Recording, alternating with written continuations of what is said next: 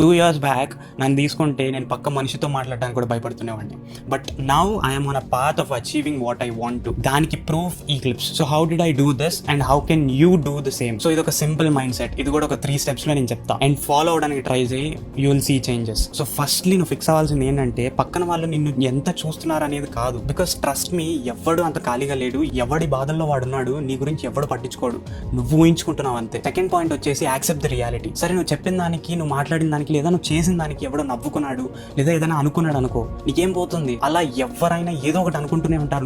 నువ్వు ఏ సిచ్యువేషన్ లో ఉండు, నువ్వు ఎంత మంచి పని అయినా చేయి. సో నువ్వు చేయగలిగింది ఏం లేదు దాంట్లో. So accept that and keep moving towards your goals. And final గా థర్డ్ పాయింట్, నువ్వు ఇప్పుడు ఏ భయంతో అయితే నీ డ్రీమ్స్ ని వదులుకుంటున్నావో, ఇంట్రోవర్ట్ గా మిగిలిపోయి కొన్నేళ్ళు అయిన తర్వాత, maybe it could be 5 or 10 years, నీ పాస్ట్ ని నువ్వు చూసుకొని నువ్వు బాధపడుతావు. ఎందుకంటే అప్పుడు నీకు వచ్చే బాధ కంటే ఈ ఫియర్ ఎక్కువగా. సో ఈ మైండ్ సెట్ ని అలవాటు చేసుకొని నీ షెల్ నుంచి బయటకు వచ్చి keep chasing your dreams and